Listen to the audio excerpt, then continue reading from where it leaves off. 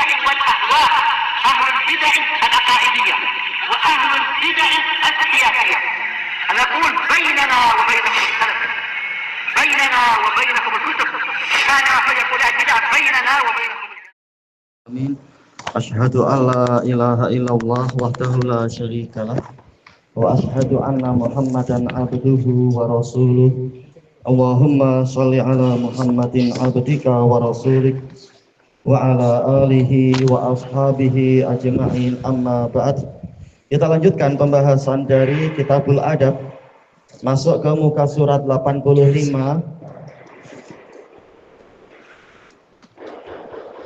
Qala al-muallifu hafizahullahu ta'ala ad-darsul ashir, pelajaran yang ke-10. Wa min adabil kalam, termasuk dari adab-adab pembicaraan. An Abdullah bin Mas'ud radhiyallahu an. Ibnu Mas'ud,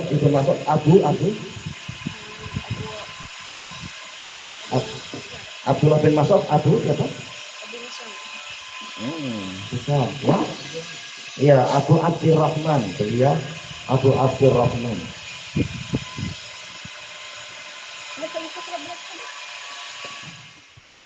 Ini tadi 85.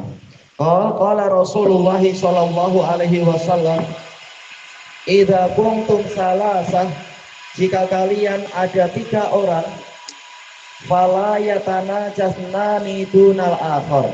Kalau kita hanya 3 orang, maka tidak boleh 2 orang berbisik-bisik tanpa menyertakan orang yang lain, tanpa menyertakan 3 orang, orang yang ketiga. Hatta yahtalitu binnas, sehingga mereka semua bercampur dengan orang lain, dengan umat manusia. Yaitu kalau hanya 3 orang misalkan siapa, kita bertiga, tak boleh hanya bicara 2 orang, yang satu sendirian, kasihan bicara dengan angin, kasihan. Sehingga kamu kumpul dengan banyak orang, sehingga boleh 2 orang bicara, dia boleh simbang-simbang sama yang lain, nak beli nakit kah, nak beli kereta, terserah. Ada teman untuk diajak bicara, ya. Aywa hatta tahtalitu, aywa, sehingga kalian bercampur dengan orang-orang, yaitu menjadi 4 orang atau lebih. Kenapa tidak boleh bicara hanya 2 orang sementara 1 orang tidak ada teman bicara? Min ajli ayyuh zinah, karena yang seperti itu akan membuat dia sedih. Tak selesai, tak siap-siap. Baik. Makanya ditanyakan pada Ibnu Mas'ud, bagaimana kalau 4 orang? Kata beliau, 4 orang tak mengapa. Orang ini bicara dengan temannya, yang ini boleh bicara dengan teman satu lagi. Ada teman untuk diajak bicara. Baik. Jadi alasan kenapa Nabi Shallallahu Alaihi Wasallam melarang 2 orang berbisik-bisik tanpa mengajak bicara orang ketiga adalah karena membuat orang yang sendirian itu bersedih hati. Nanti dia jadi kecil hati, merasa dikucilkan, merasa dipulaukan. Kalau di Pulau Langkawi mungkin banyak tempat bermain. Ini istilah aja ya, dipulaukan, disendirikan, diboikot. Tidak diajak ikut berbicara misalkan. Baik. Karena manusia dari al-insan itu dari al-uns, yaitu merasa mesra jika ada teman. Berarti kalau bersendirian dia akan bersedih hati, dia akan merasa kesepian, dia akan merasa tidak punya teman. Manusia itu suka punya teman. Makanya kalau ada 3 orang, hendaknya mereka bertiga bicara satu sama lain, bukan hanya 2 orang yang bicara, yang satu didiamkan. Baik. Adapun kalau 4 orang, maka tidak mengapa. Ini bicara dengan yang ini, yang itu bicara dengan teman yang keempat, itu tidak mengapa. Hadis ini diriwayatkan oleh Bukhari dan Muslim. Baik. Dan juga datang dari hadis Abdullah bin Umar ibn al-Khattab radhiyallahu anhuma, sama diriwayatkan Bukhari dan Muslim juga. Kita baca nastafidu minal hadis, kita mengambil faedah dari hadis ini. Yang pertama, la tatanaja anta wa akhuka dunas salis. engkau tidak boleh berbisik-bisik dengan saudaramu, yaitu dengan temanmu, tanpa menyertakan orang yang ketiga. Bukhari Muslim, ya, hadis Bukhari Muslim. Yang kedua, anal muslim la yuhzinu akhahul muslim. Seorang muslim tidak boleh membuat sedih saudaranya muslim yang lain. Kita diwajibkan untuk memberikan kabar gembira, yaitu apa? Untuk menghibur teman-teman, menjaga keceriaan hati mereka semampu kita. Makanya dalam Al-Quran ada ayat-ayat wa basyiris sabirin, wa basyiril mu'minin, dan semacam itu, wa basyiril mukhbitin. Berikan kabar gembira kepada orang-orang yang bersabar, berikan kabar gembira pada orang-orang yang beriman, berikan kabar gembira kepada orang-orang yang rendah hati, dan seterusnya. Demikian pula dalam hadis Nabi mengatakan basyiril masyaina fi dhulamil lail, fi dhulmatil lail. Berikan kabar gembira kepada orang yang berjalan di gelapnya malam. Apa itu? Ilal masjid, ke masjid. Intinya apa? Kita disuruh untuk sering memberikan kabar gembira, bukan malah menimbulkan kesedihan hati. Baik, sebagaimana kita tidak ingin dibuat sedih, maka jangan kita membuat sedih saudara yang lain. Kemudian yang ketiga, annal muslim, ini disebut ya, kebalikannya, annal muslim yudkhilus surur ala akhihil muslim. Seorang muslim itu hendaknya memasukkan kegembiraan atau keceriaan atau sukacita kepada saudaranya, yaitu muslim yang lain. Makanya tatkala ada orang-orang Badui datang kepada Nabi SAW, ya Rasulullah a'tina, wahai Rasulullah beri kami sesuatu. Maka Nabi mengatakan absyiru, bergembiralah kalian. Mungkin Nabi belum mampu memberi sekarang, tapi paling tidak beliau memberikan janji dengan agar mereka itu bergembira. Diusahakan agar orang itu, kalau kita tidak mampu memberi harta benda, kita beri kegembiraan pada dia. Baik. Demikian pula tatkala di suatu malam Nabi dengan beberapa sahabat, yaitu Abu Bakar dan Umar, datang ke masjid, melewati suatu rumah, yaitu rumah Ibnu Mas'ud. Ini ya, sahabat tadi ya, Abdullah bin Mas'ud. Ternyata Abdullah bin Mas'ud, beliau sedang melakukan sholat malam, membaca surat An-Nisa. Ya betul, dalam surat An-Nisa. Kemudian Nabi SAW bersabda kepada beberapa sahabat, barang siapa ingin mendengarkan bacaan Quran dalam keadaan segar sebagaimana Quran itu diturunkan, maka hendaknya dia membaca seperti bacaannya Ibnu Ummi Abd, yaitu Abdullah bin Mas'ud. Kemudian ketika dia selesai sholat, dia berdoa, karena waktu qiyamul lail disunahkan berdoa, waktu di akhir-akhir malam disunahkan banyak berdoa. Dia berdoa, maka Nabi mengatakan sal tu'tah, mintalah engkau akan diberi, mintalah engkau akan diberi. Tapi Ibnu Mas'ud tidak dengar tentunya, Nabi di luar rumah. Maka pada pagi harinya Umar ibnul Khattab ingin datang ke rumahnya Ibnu Mas'ud memberikan kabar gembira. Ternyata sudah keduluan sahabat yang memang paling cepat kalau beramal soleh. Siapa sahabat yang paling cepat beramal soleh ya? Ya, iya, Abu Bakar As-Siddiq. Maka siapa tadi? Umar mengatakan, memang engkau itu selalu paling cepat di dalam mengerjakan amal soleh. Nah sekarang intinya apa? Para sahabat juga suka memberikan kabar gembira ke teman yang lain, ke sahabat yang lain. Ini adalah karakter orang-orang muslim, suka memberikan kabar gembira kepada teman yang lain. At-taqwim, penilaian. As-soalul awal, ma makna la tatanaja anta wa akhuka dunas salis. Apa makna faedah yang diambil tadi? Ya, maksudnya apa?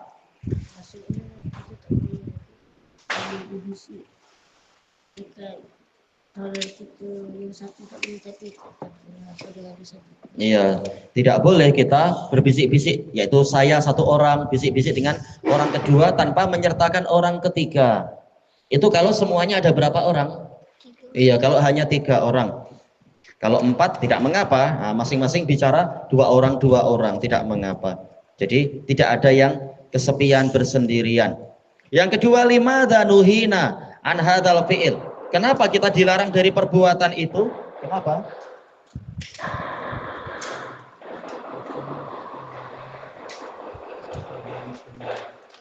Karena apa tadi? Itu faedah kebalikannya, tapi kenapa tak boleh? Kenapa tak boleh bisik-bisik dengan orang kedua tanpa menyertakan orang ketiga? Karena kenapa? Kenapa? Iya, agar orang ketiga tidak bersedih hati, seperti yang disebutkan dalam hadisnya itu. Min ajli ayyuh zinah, karena yang seperti itu akan membuat dia sedih, kasihan. Yang ketiga, mata yajuzulak antatana jama'a ahadi ikhwanik. Bila mana engkau boleh untuk berbisik-bisik dengan salah satu dari saudara-saudaramu? Iya, apabila lebih banyak dari 3 orang. Atau kalau kita memang tidak mau harus bicara dengan 1 orang, maka apa? Kita minta izin. Mungkin apa? Kita sedang simpang-simpang berdua, tahu-tahu ada telepon, berarti ada orang satu lagi. Ya mau apa namanya ada telepon? Kalau memang kita ingin jawab, kita minta izin, afwan ini ada telepon nih. Mungkin Prime Minister telepon saya kok. Wah, percaya diri sangat. Misalkan main-main ya. Oh iya. Nah, itu minta izin dulu. Oh iya. Kemudian kita masuk ke muka surat 86. Ad-darsul hadiyah asyar, pelajaran yang ke-11, adabun nadhar, adab di dalam melihat. Qala Allah Ta'ala, qul lil mu'minina yaghuddu min absarihim. Katakan wahai Nabi kepada orang-orang yang beriman, yaitu para lelaki, hendaknya mereka menundukkan sebahagian dari pandangan mata mereka. Jangan dipakai untuk lihat semua masuk ke yang haram-haram. Wa yahfazu furujahum, dan memelihara kemaluan-kemaluan mereka. Bukan malah dipakai untuk perzinaan. Dzalika azka lahum, yang demikian itu lebih suci untuk mereka, biar jiwa mereka dan agama mereka tidak kotor. Innallaha khabirum bima yasnaun, karena sesungguhnya Allah Maha mengetahui terhadap apa yang mereka perbuat. Jadi Allah selalu mengawasi, melihat, mengetahui, dan akan mencatat amal tadi, dan di hari kiamat akan meminta pertanggungjawaban. Baik, nastafidu minal ayat, kita ambil faedah dari ayat tadi. Yang pertama, annana la nangzuru ila auratil muslimin. Kita tidak boleh melihat kepada aurat-aurat kaum muslimin. Yang boleh bagaimana yang boleh? Yaitu lelaki melihat aurat istrinya atau melihat aurat hamba sahayanya, itu boleh, itu sudah halal. Atau sebaliknya, wanita melihat ke aurat suaminya, tak mengapa, ini sudah halal. Baik. Tapi tidak melihat ke aurat hamba sahaya yang lelaki. Baik. Demikian pula apa? Yaitu melihat ke aurat mahram boleh tidak? Aurat yang biasa seperti apa? Kita melihat aurat ibu kita, maksudnya aurat yang mana? Kepala, rambut, tangan, kaki, itu tidak mengapa. Baik. Adapun yang lebih-lebih tak boleh. Demikian pula untuk saudari kita, misalkan sekedar lihat kepala, lihat rambut, lihat leher, tak mengapa, itu saudari sendiri. Baik. Kemudian yang kedua, ya, nggak apa-apa. Untuk mahram sendiri tidak mengapa, lihat siku, lihat pundak itu masih tidak mengapa, bahu tidak mengapa. Baik. Kemudian yang kedua, wa anna adaman nadhari ila auratil muslimin fihi taharatun liqulubina. Tidak melihat kepada aurat-aurat kaum muslimin, maka di dalamnya ada kesucian untuk hati-hati kita, untuk jantung kita, biar tidak kotor, tidak rusak dan seterusnya. Ini secara umum ya. yaitu kaum muslimin. Jelas sama, melihat aurat orang kafir juga tidak boleh. Karena apa? Sama-sama akan menimbulkan fitnah. Orang kafir lebih tidak punya malu lagi. Karena Nabi sudah mengatakan al-imanu wal haya, apa itu? Qarinani jami'an. Keimanan dan rasa malu itu senantiasa beriringan. Idza rufi'a ahaduhuma rufi'al akhar. Jika yang satu dihilangkan, yang lain juga dihilangkan. Hadisnya hasan, diriwayatkan oleh Imam Al-Hakim. Hadis Abdullah bin Amr ibnul As. Sementara orang kafir tak punya iman, makanya mereka tak punya malu. Jadi macam apa itu? Kucing dan anjing dan apa itu yang tak pakai pakaian, tak punya rasa malu, ikut setan. Setan menyuruh membuka aurat, mereka mau aja, tak ada harganya. Kalau ada harganya, niscaya ditutup. Sebagaimana permata yang asli akan ditutup, dirahasiakan, disimpan di tempat yang tidak ditampakkan ke orang lain. Tapi yang palsu mungkin apa? Dipamer-pamerkan di jalan. Demikian pula gula-gula, kalau sudah terbuka, didatangi oleh lalat, didatangi oleh semut, sudah tak ada harganya. Tapi yang mahal masih ada kemasan, disegel bagus-bagus, sehingga apa? Nilainya mahal dan tinggi. At-taqwim yang pertama, hal tangzuru ila as-suwaril muharramah fit tilfas awil jawal. Apakah Anda melihat ke gambar-gambar yang diharamkan di television ataupun di handphone? Ya. La anala anzuru ila suwaril muharramati fitilfa awil Jauli. Jawal. Artinya apa? Tidak, saya tidak melihat ke gambar-gambar yang haram diharamkan di televisi. Atau di jawal. Apa jawal? Jawal itu apa jawal? Jawal apa? Iya, handphone itu. Yang kedua, hal tangduru ila insanin wa huwa yabul. Apakah engkau melihat ke seseorang dalam keadaan dia kencing? Iya, nanti kena, nanti masin. Iya, nanti nampak aurat atau apa juga ditengok. Baik. Yang ketiga, melihat aurat haram, sama saja nanti kena kencing atau tidak, itu haram. Yang ketiga, hal tangduru ila dakhili buyutin nas. Apakah engkau melihat ke dalam rumah orang, isi rumah orang lain, wahum la yash'urun, sementara mereka tidak menyadari itu? Jawabannya?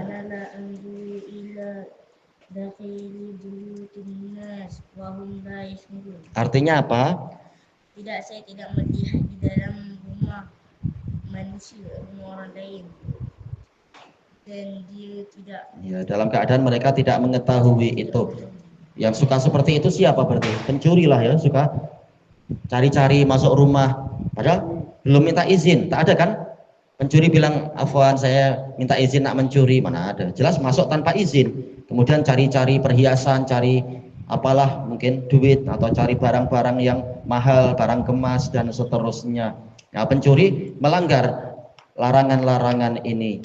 Demikian pula mungkin apa spy dari orang kafir itu dengan menggunakan tak tahu memakai apa ya, memakai drone kah atau memakai satelit untuk lihat rumah orang. Nah, mereka adalah orang-orang jahat. Belum minta izin sudah mengintai ke rumah orang-orang. Ilahuna wallahu a'lam.